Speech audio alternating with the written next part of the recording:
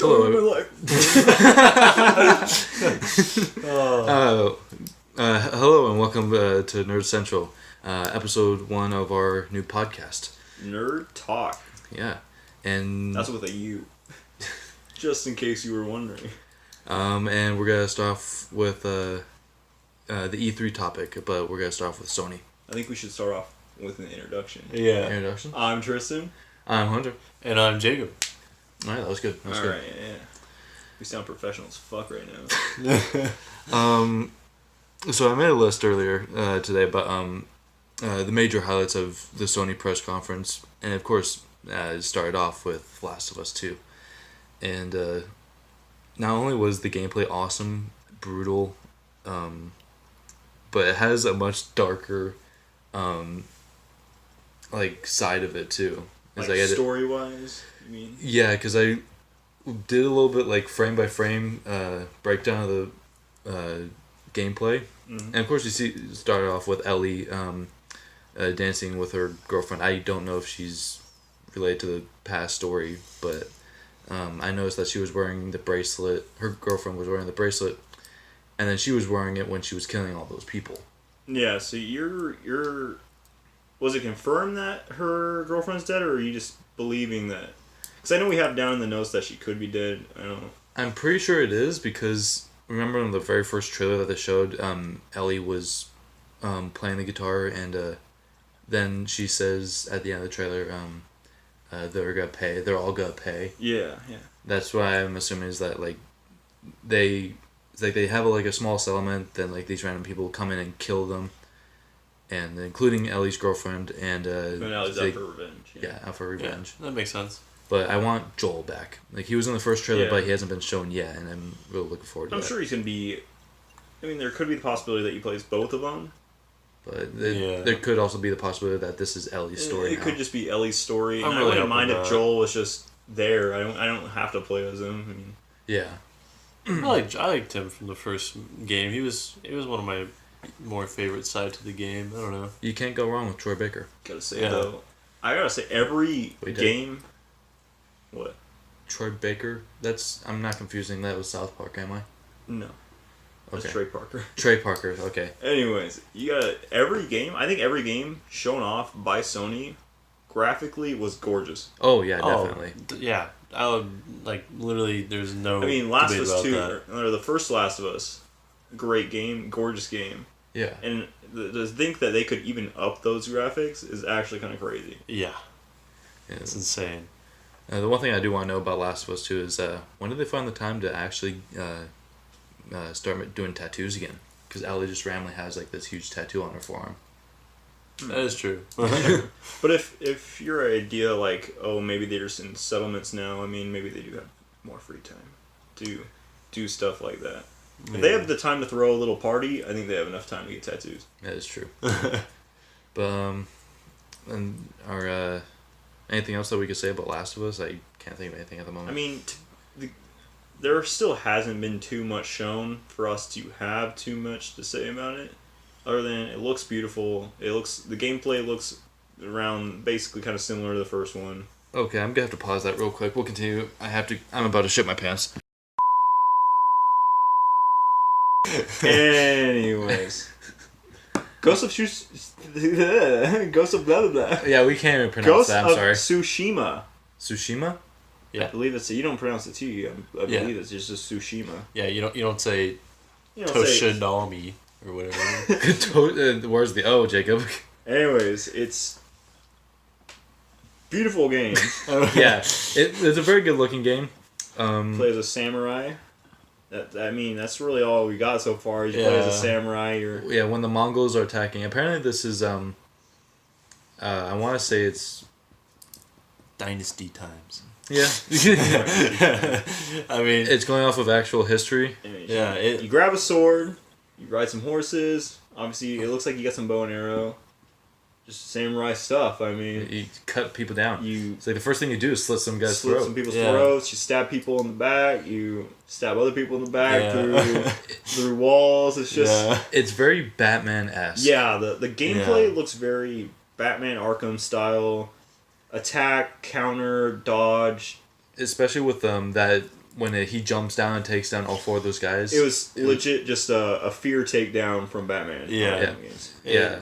Very, very good and very... It's not too common of a fighting style in games, but it's very good looking. It's very cinematic and very nice looking, especially in this type of game because it's all about cutting dudes up with a sword. So, and I'm gonna sound like a broken record here when I say it looks gorgeous because really, like I said before, every PlayStation game shown up, maybe besides the Justin Roiland game. I mean, it looked nice in its own style, but every game in the PlayStation like little showcase here was beautiful. Oh yeah. oh yeah.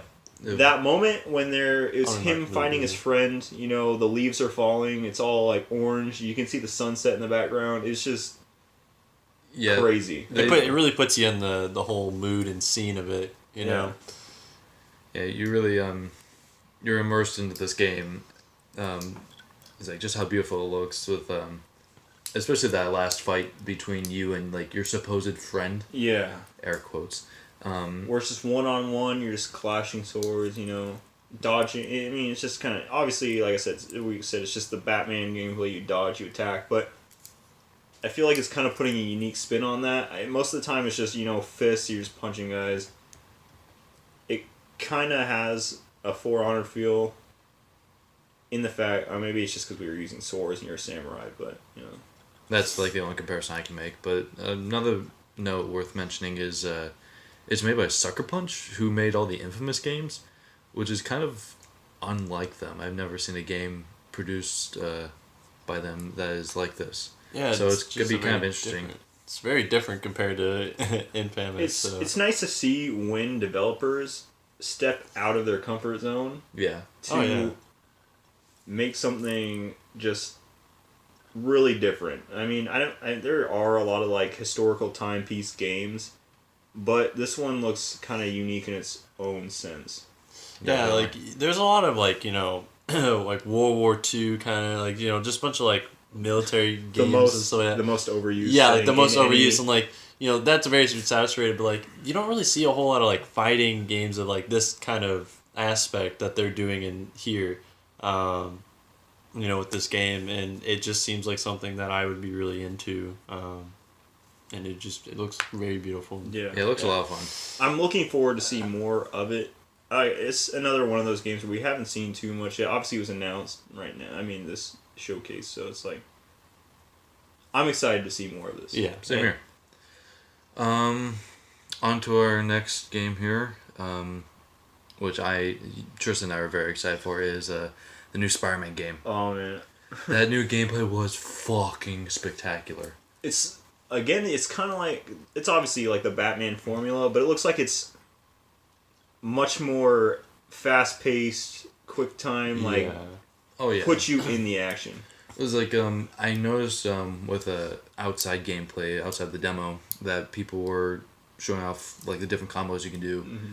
And not only is like you have your weapon wheel, where it's like you have multiple web combinations, then you have the same button layout as the Arkham games, where it's like, except like circle is like counter, and it's not like the last Spider-Man game where both triggers are like each hand for swinging downtown Manhattan.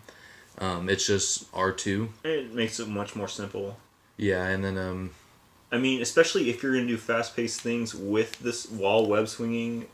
There seems to be so much going into the action. You seem to have a lot to do. I think it's just way easier for the player if you don't have to just constantly tap both triggers to do it.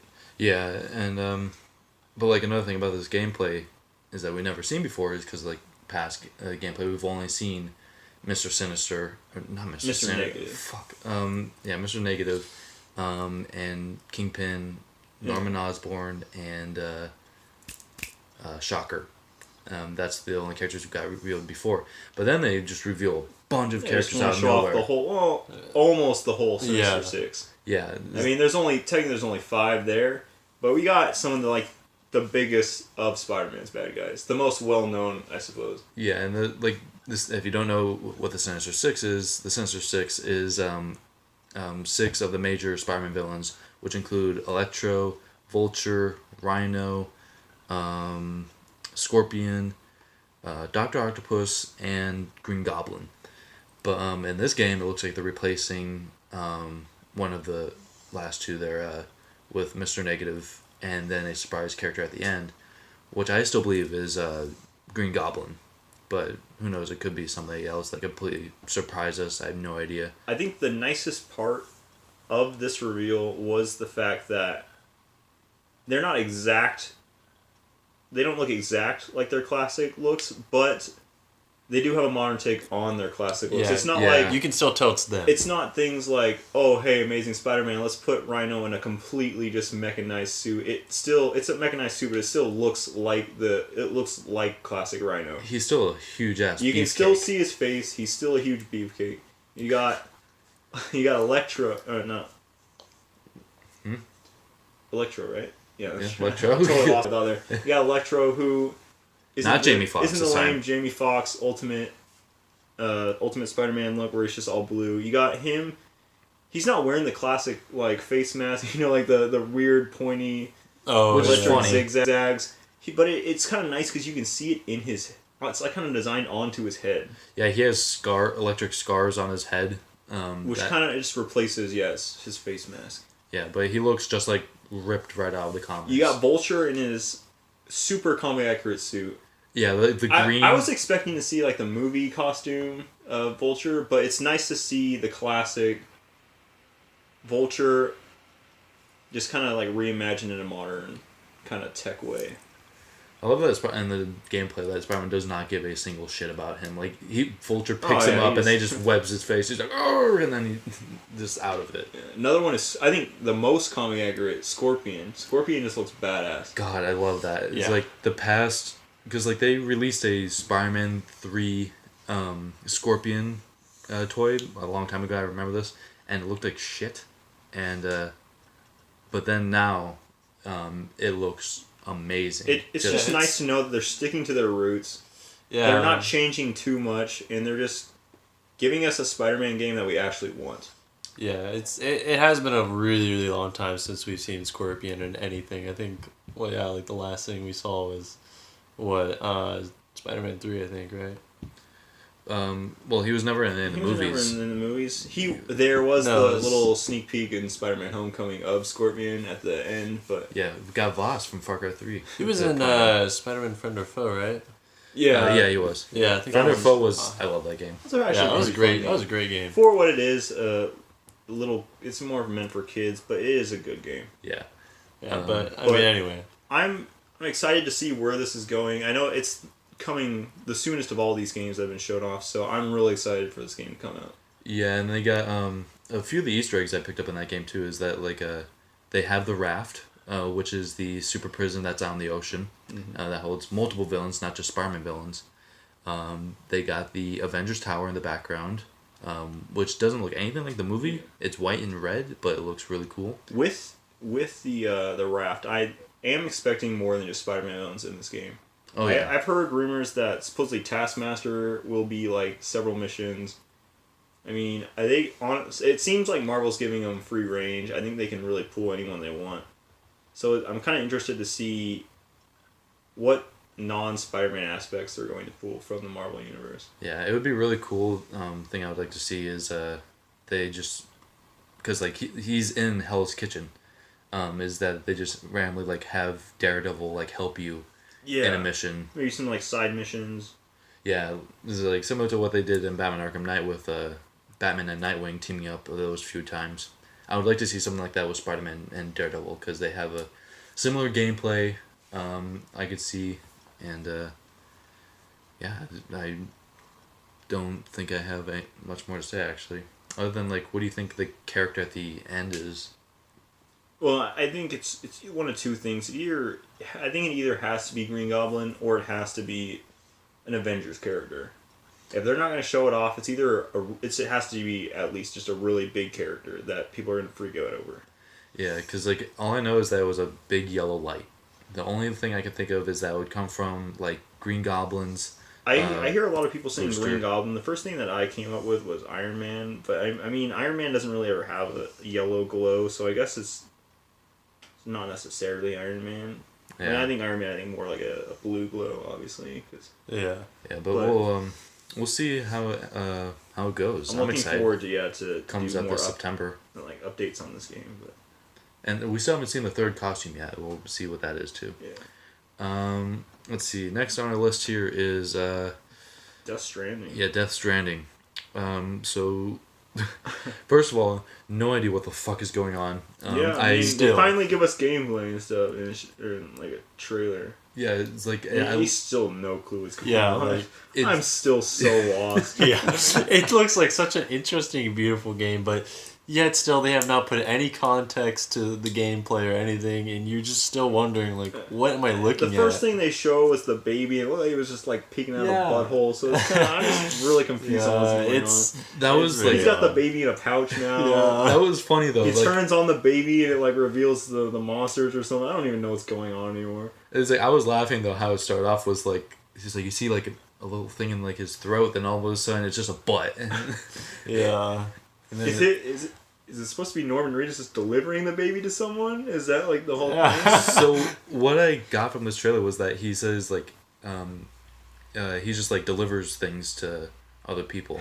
So I'm guessing it's like post-apocalyptic world. Is he supposed to be like a store because he's literally delivering babies? Yeah. Is that baby supposed to be him? God, that would be cool. Just carrying a little Norman. It's such a an odd trailer. Game. I don't know. It's such an odd game. It's a cool like. It looks so cool though. It's new and it's sci-fi and I'm honestly looking forward to it. But like one of the things is like he's a delivery boy. As you saw in the trailer, he was holding multiple packages. At one point he was holding a baby. The other point he was holding like a shit ton of boxes while crossing a ladder. Then a human body on his back. And then like the worst part of the trailer that I think you okay? Yeah. I said a little burp. And like he was removing his toenail. That was I remember that part. Anything to do with the feet is just horrible. I mean, it's such a crazy. I don't even really have much to say about this. It's such a weird trailer. I have just kind of lost. I've always been I've just been intrigued by this game to see what the heck's gonna be going on with it. But like every time, like I really thought this E3 they were gonna maybe put a little bit more context to the gameplay and the trailers and stuff, but they didn't. I mean, it kind of made it even better and like more intriguing. This was the third year of it being at E3, right? Fourth, actually. Yeah, fourth or something like that. And like, it's just like it makes you think like, you know, when are you gonna finally give me something that I can actually kind of look at and be like, okay, I know what's going on here a little bit. I think I'd prefer if they just didn't give us insider information. I think if they just released this game, the way like with the amount of understanding that we have right now, it'd just be such a better experience. Yeah. It was like a quick breakdown of everything that we've seen so far. The first trailer showed us Norman Reedus naked on a beach with a baby attached to him with an umbilical cord. And he was holding the baby, he was crying, and then the baby turned into the handprints on his leg, the black handprints, and then he just sees like a vast wasteland of whales and crater. Then the next trailer was this guy with a baby in the little case. And then they showed us Mads Mikkelsen from Doctor Strange, and I'm pretty sure he's like the main bad guy. I mean, they're bringing in is. some pretty big people for this game. It's kind of like a surprising. It's one of those weird things that gaming is becoming so mainstream now. It's just like it's like actors, people want to be in games. Yeah, it's like especially with the graphics and how they look now, it's like uncanny. You got can't people like like tell. Terry Crews coming into Crackdown. You got people like Elijah Wood in his studio developing games. It's just a crazy time. Yeah, but and then like the third trailer, they have Norman Reedus again, but they just show him with the baby again, and they show like the guy being pulled up and then eaten by that thing and a new crater being formed. And then this new trailer shows the fucking gameplay and Norman Reedus along with two new actors, one of which is the old $1 Million Woman from the $1 Million Man TV show. Can't remember her name off the top of my head. And then we have the from the movie Spectre with the love interest of that movie, also from the Blue Sky lesbian movie. She's in it. But other than that, we have no idea what else is happening in this game. I think really the moral of the story right now is that we have no clue what's going on. We got some big actors in this. who are putting a lot of hype into this game. I just hope it's something like Hail Caesar, where they put all these cool actors into this movie, and then the movie turned out to be shit. I don't care what you people say. That movie was garbage, and all of you know it secretly. I think I just have to wait to see more. I mean, I'm honestly at a loss of words on this game. It looks so interesting and so weird that it's just. I'm excited. Did we even get a release date? I don't think we did. Yeah. One second, I'm gonna search this up. Honestly, I don't remember. Death Stranding release date. We actually did. Oh wait, no. Sony has confirmed the time and day of its E3. Just the E3 conference. Okay. Was it in February? Oh wait, release date. No, that's not right. Fuck off! What the? Just to let you guys know that it says release date for Death Stranding is June 2016. So secretly the game already came out on disc. It seems to me that they haven't released one yet. Yeah. Then we got that next topic here. The new Justin Roiland game. Yeah. Bathtub Man. It's such a random game. It's so great. I love Justin Roiland. I loved Rick and Morty VR game. I love Justin Roiland's sense of just complete random humor. I love it. It's like he's like, "Hey, I'm bathtub guy," and he's like, "Oh, I'm playing this game, ooh-wee," and then like he dies because like the TV falls in, and then the character of the game comes in, and he's like, "Whoa, jeez." Call 711. I mean, Justin Roiland really, if you think about it, all of his characters are kind of the same. All of his characters say their name and they repeat their name over and over again, and then they just kind of die. I feel like. Didn't you say that was Justin Roiland's improv in a nutshell? Yeah, that's really just Justin Roiland's improv. It's just, hey, I'm so and so. Look at me. But I think Mr. Meeseeks is pretty much the embodiment. Mr. Meeseeks is like the embodiment. Embodiment of everything that Justin Roiland's improv is. But it's Mr. so Meeseeks, funny. Look at me. It was pretty good. I do have to say. Like, I mean, it was short and sweet. Did it win E3? I don't think so. I do have to say, like, how it started with the music playing live. I think the music might have been a little much at times, but it wasn't horrible. I mean, it's nice to see that the composers and, like, just what goes into making music for the games. But other than that, yeah, maybe it was a little too much. Yeah, I think the only game that I really care about music for, I'm gonna be honest, Halo. Like that's the only thing I've ever like actually watched all the way through, and how they made the music is for Halo. But we'll definitely get into that soon. Yeah, with our next episode of the Nerd Talk podcast will be about the Microsoft highlights of E3 2018. And that one will definitely be coming really soon after this. Yeah, we're actually gonna record it right after we're done with this. So thank you guys for watching. Yeah, thanks for watching. Subscribe, like the video, comment what you think, what you're most excited for this E3. We hope to do more of these podcasts. We hope to expand our channel. So we love everything we can get. Yeah. All right. Bye. Bye. Bye.